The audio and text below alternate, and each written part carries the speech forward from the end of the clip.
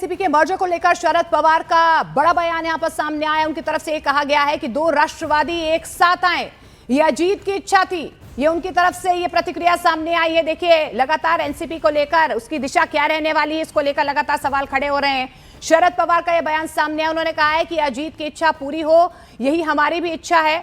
शरद पवार आगे कहते हैं, सुनेत्रा पवार के साथ हमारी कोई भी चर्चा नहीं हुई है। उनकी तरफ से यह भी कहा गया है कि हमें शपथ की जानकारी नहीं है, ये उनका अपना फैसला है।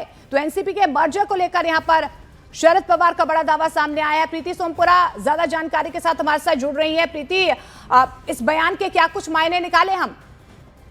देखिए, पहली बार शरद पवार की प्रतिक्रिया आई है जो मीटिंग हुआ है अजीत पवार उसके बाद, और उन्होंने साफ तौर पे कह दिया है कि सुनेत्रा पवार शपथ विधि ले रही है, इसके बारे में हमें कोई पता नहीं है, परिवार में इसको लेकर कोई भी चर्चा नहीं हुई है। यानी साफ तौर पर लग रहा है कि दोनों एनसीपी के बीच में जो विवाद हुआ था उसके बाद में जो है शरद पवार को, सुनेत्रा पवार को एनसीपी विधायक दल का नेता बनाया जा रहा है, उसके बारे में तर्क नहीं किया गया है। साथ ही दूसरा बड़ा बयान जो है प्रेस कॉन्फ्रेंस में शरद पवार ने दिया है, उसके साफ तौर पर उन्होंने कहा है कि अजीत पवार की इच्छा थी कि दोनों एनसीपी का विलय हो, दोनों एनसीपी एक साथ में आए। और अभी उन्होंने कहा कि जब इसका फैसला जो है जो अजीत पवार की पार्टी है उनको लेना है, उनके परिवार को लेना है। यानी एक तरीके से साफ है कि पिछले 3 दिन में जो है पवार परिवार के बीच में कोई भी चर्चा नहीं हुई है। जिस तरह से शरद पवार ने बयान दिया है उससे ये साफ नजर आ रहा है। लेकिन क्या प्रीति, यहाँ पर सुनेत्रा पवार के साथ कोई बातचीत शरद पवार की अब तक हो पाई है? देखिए, साफ तौर से शरद पवार ने प्रेस कॉन्फ्रेंस में कह दिया है कि सुनेत्रा पवार या उनके परिवार से इसके बारे में पॉलिटिक्स को लेकर हमारी कोई भी बातचीत नहीं हुई है। और साथ ही ये भी बताया है मीडिया के सामने खुलकर कि सुनेत्रा पवार जो विधायक दल का नेता बनाया जा रहा है उसके बारे में भी उनको कोई जानकारी नहीं है, परिवार में इसका कोई भी चर्चा नहीं हुई है। क्या उनकी तरफ से कोई फोन किया जाएगा या बातचीत की जाएगी, ऐसे कोई संकेत?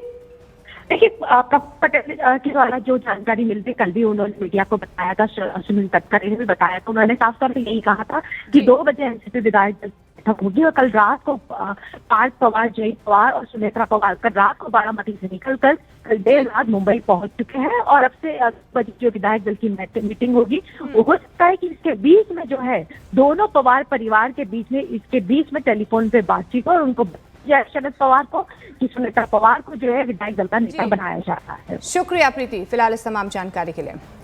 और देखिए, डिप्टी सीएम अजीत पवार के निधन के बाद खाली हुई मुख्यमंत्री की कुर्सी को लेकर महाराष्ट्र में हलचल बहुत ज्यादा तेज है। खबर यह है कि महाराष्ट्र को आज पहली महिला डिप्टी सीएम मिल सकती है। एनसीपी के दिवंगत नेता अजीत पवार की पत्नी सुनेत्रा पवार आज शाम 5 बजे उप मुख्यमंत्री पद की शपथ ले सकती हैं और उनके बेटे पार्थ पवार को राज्यसभा की सीट दी जा सकती है। अभी सुनेत्रा पवार राज्यसभा सांसद हैं। महाराष्ट्र में जारी सियासी हलचल के बीच आज दोपहर 2 बजे एनसीपी विधायक दल की बैठक बुलाई गई है। महाराष्ट्र एनसीपी अध्यक्ष सुनील तटकरे ने बताया है कि इस मीटिंग में एनसीपी के सभी विधायक और सांसद मौजूद रहेंगे। एनसीपी के सूत्रों के मुताबिक इस मीटिंग में सुनेत्रा पवार को एनसीपी विधायक दल का नेता चुना जाएगा। एनसीपी सूत्रों के मुताबिक पार्टी नेताओं ने मुख्यमंत्री देवेंद्र फडणवीस से मिलकर ये मांग की है कि अजीत पवार को जितने भी विभाग आवंटित किए गए थे वो सभी विभाग सुनेत्रा पवार को दिए जाएं। दरअसल अजीत पवार के पास वित्त, आबकारी और खेल विभाग था। हालांकि खबर ये भी आ रही है कि इस बार वित्त मंत्रालय सीएम देवेंद्र फडणवीस खुद अपने पास रख सकते हैं। कार्यकर्ताओं ने वहिनी से विनती की है कि वहिनी, आपका दुख कोई कम नहीं कर सकता, हमारा दुख कोई कम नहीं कर सकता, मगर हमारे दुख के ऊपर आपको फुंकर मारनी पड़ेगी, आपका दुख आपको भूलना पड़ेगा। और अजीत दादा का जो सपना है, अजीत दादा की जो काम की शैली है, वो आपको लेनी ही पड़ेगी। इसके वास्ते सुनेत्रा पवार वहिनी ने हम लोगों के लिए आज का डिसीजन लिया हुआ है और वो लेना ही था। आपको भी मालूम है, राजनीति में समय सूचकता बहुत अहम रखती है। और सुनेत्रा पवार को लेकर एनसीपी नेताओं ने सीएम देवेंद्र फडणवीस से यहां पर मुलाकात की है, जिसके बाद सीएम देवेंद्र फडणवीस ने भी कहा है कि उन्हें इससे कोई एतराज नहीं है और वो अजीत दादा के परिवार के साथ हैं। जी काही राष्ट्रवादी काँग्रेस पक्षाचे जे नेते प्रफुल्लभाई असतील, तटकरे असतील, मी त्याच्यामध्ये होतो. आपला मुंडे धनंजय वगैरे टेंटेटिव्हली असं ठरलं होतं की उद्या मीटिंग घेऊन CLPची सुनेत्राताईंचे जे आहे नाव आपण CLP लीडर म्हणून फायनल करायचं. तर ते अजून पत्र वगैरे काय त्यांनी काही निघालं नाही आहे.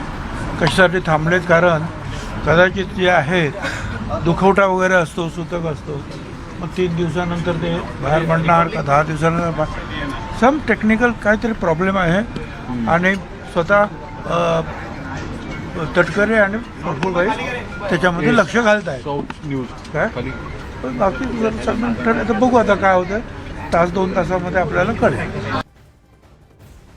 कुठलाही निर्णय जो काही घ्यायचा असेल तो राष्ट्रवादी काँग्रेस पक्ष घेईल आणि राष्ट्रवादी काँग्रेस पक्ष जो निर्णय घेईल त्याच्या पाठीशी आम्ही उभे राहू, सरकार म्हणून आणि भारतीय जनता पार्टी. त्यामुळे मी आत्ता आपल्याला एवढंच सांगू शकतो की अजितदादांचं कुटुंब असेल किंवा राष्ट्रवादी काँग्रेस पक्ष असेल, याच्या पाठीशी आम्ही पूर्णपणे उभे आहोत. त्यांचे जे काही निर्णय होतील त्या निर्णयांना योग्य ते समर्थन आमच्याकडनं असेल. और इस बीच शरद पवार गुट के नेता अनिल देशमुख ने एनसीपी के दोनों धड़ों के मर्जर को लेकर बड़ा दावा किया है. उनका यह कहना है कि अजीत दादा की दिली इच्छा थी कि एनसीपी और शरद पवार गुट एक साथ आ जाएं. उन्होंने दावा किया है कि इस बात का फैसला हो चुका था और बस से तय करना बाकी रह गया था कि इस बात का ऐलान कब करना है.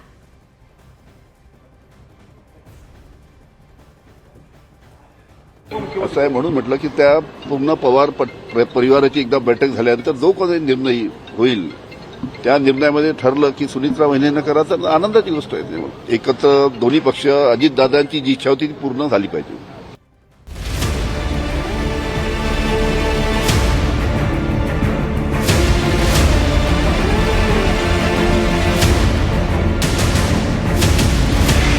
अजीत पवार के निधन के बाद एनसीपी में ढेरों सवाल. महायुति में रहेगी पार्टी या बनेगी यूनाइटेड एनसीपी? क्या सुनेत्रा पवार बनेंगी महाराष्ट्र की नई उप मुख्यमंत्री?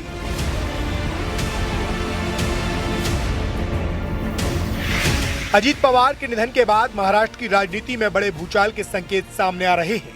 अब न सिर्फ सरकार में उनके खाली पड़े मंत्रालयों को लेकर मंथन तेज है, बल्कि एनसीपी के भविष्य पर भी सवाल खड़े हो गए. क्या एनसीपी महायुति में बनी रहेगी या एक बार फिर यूनाइटेड एनसीपी का रास्ता खुलेगा? ये ऐसे सवाल हैं जिन पर पार्टी के नेताओं के साथ कार्यकर्ता तक अटकलें लगा रहे हैं. अजीत पवार के मंत्रालयों पर एनसीपी करेगी दावा. महाराष्ट्र सरकार में डिप्टी सीएम रहे अजीत पवार के निधन के बाद मंत्रिमंडल में फेरबदल तय माना जा रहा है. अजीत पवार के पास वित्त, प्लानिंग, स्टेट एक्साइज जैसे अहम विभाग थे, जबकि खेल एवं युवा कल्याण और अल्पसंख्यक विकास अतिरिक्त प्रभार के रूप में उनके पास थे. अब एनसीपी की पूरी कोशिश है कि ये सभी विभाग पार्टी के खाते में रहें. सूत्रों के मुताबिक इस मांग को लेकर एनसीपी जल्द ही मुख्यमंत्री को पत्र सौंप सकती है. अजीत पवार के बाद 2 धड़ों में बटी एनसीपी. एक गुट ने उठाई शरद पवार के साथ जाने की मांग. इस बीच एनसीपी के अंदर सियासी खींचतान भी शुरू हो गई है. अजीत पवार गुट इस वक्त 2 हिस्सों में बटा नजर आ रहा है. एक गुट महायुति में बने रहने के पक्ष में है, तो दूसरा गुट शरद पवार के साथ एक बार फिर एकजुट होने की वकालत कर रहा है. दरअसल सूत्रों के मुताबिक अजीत पवार के रहते एनसीपी के गुटों के विलय पर लगभग सहमति बन चुकी थी. फरवरी के दूसरे हफ्ते में औपचारिक ऐलान की तैयारी थी. पुणे और पिंपरी चिंचवड़ के निकाय चुनाव में दोनों गुटों का साथ लड़ना इसी प्लान का हिस्सा माना जा रहा था, लेकिन उससे पहले ही अजीत पवार का अचानक निधन हो गया और पूरा समीकरण एक बार फिर बिखर गया. लगभग मर्जर का डिसीजन हो चुका था, अजीत दादा के सामने ही हो चुका था. हम विटनेस है उसके.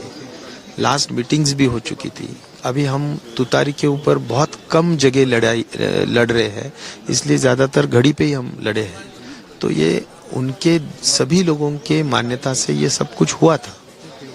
सब कुछ सिर्फ अनाउंसमेंट बाकी था जो जिला परिषद के चुनाव के बाद हो सकता था. 3-4 महीने में इसकी बातें अजय दादा और सभी नेताओं के साथ हुई भी थी और उसमें करीब करीब ये तय हो गया कि मर्जर करना है.